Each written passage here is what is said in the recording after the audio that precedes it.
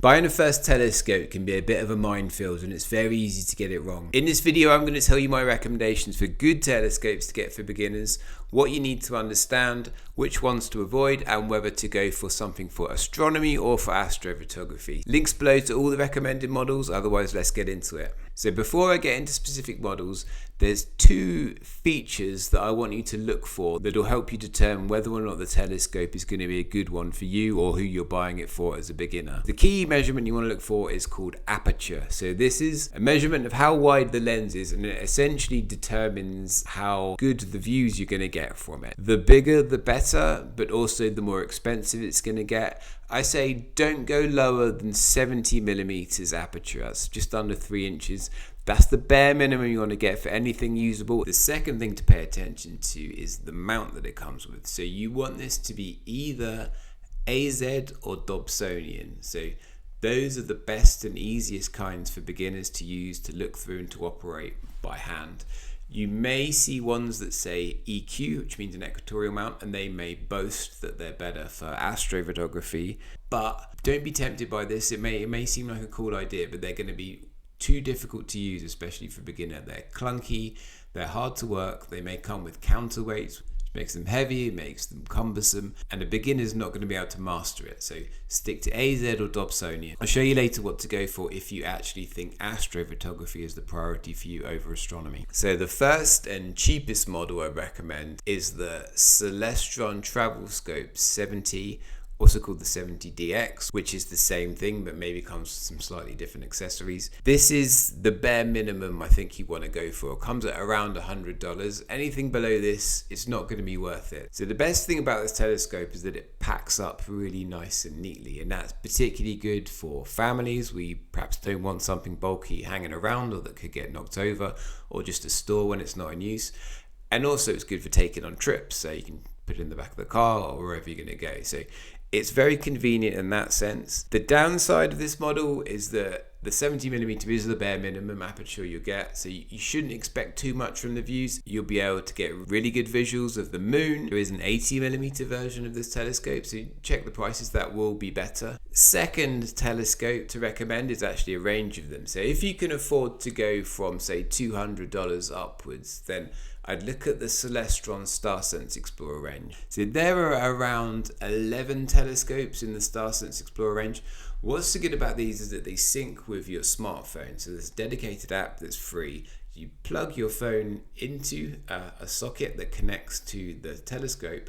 That scans the night sky for where you are, and it tells you what's above you, and it guides you. So this really bypasses the big problem which happens a lot with people getting their first telescopes, is that they have no idea what's in the night sky. This gives the user the best chance of actually seeing something on the first times they take it out, and it rewards them, and so they're going to enjoy the experience and use it more.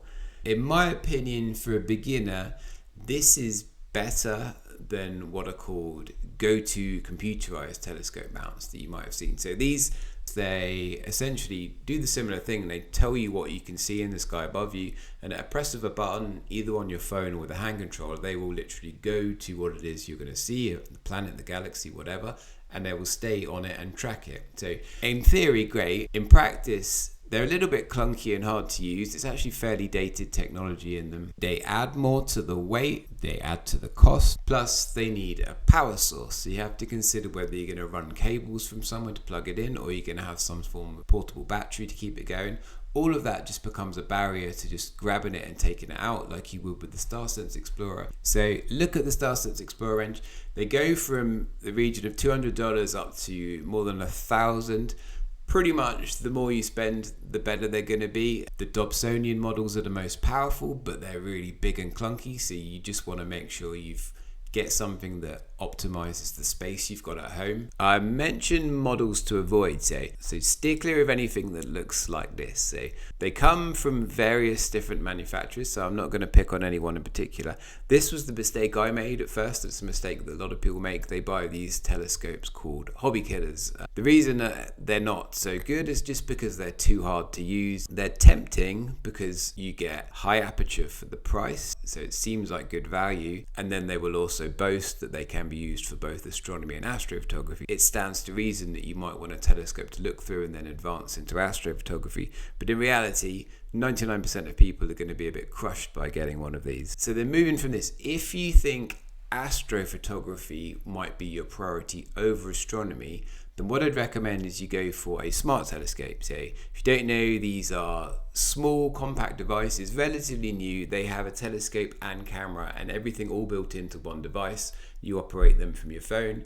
They're pretty awesome. Right now there are 4 really good budget models from sort of $400, $500. I can link to a video here that goes specifically through them. I do recommend that you choose whether you want a telescope for primarily astronomy and looking through, in which case the Celestial and Star Search Explorer range is probably the best if you can afford it, or the travel scope if you want to go cheaper, or a astrophotography telescope, in which case one of these budget smart telescopes would be best. You can't really get something that's optimized for both. You can of course take photos with your phone through any of those normal telescopes. You just need a smartphone adapter, but you're not going to get real stellar results. You're not going to be getting deep sky objects, things like galaxies. And the flip side of that, with a smart telescope, you can't look through them. You're just sending images to your phone, so it's a completely different experience. The only exception to this is that there are 2 smart telescopes that have eyepieces on the side, so you're getting the best of both worlds, and they're actually particularly good because they're kind of a way of bypassing light pollution in cities, because they build the image electronically through the eyepiece, so as it stays focused on what is you're looking at, the galaxy, the nebula, whatever, the picture gets better over time. The downside is that they are very expensive, so they're in the thousands, those 2 models.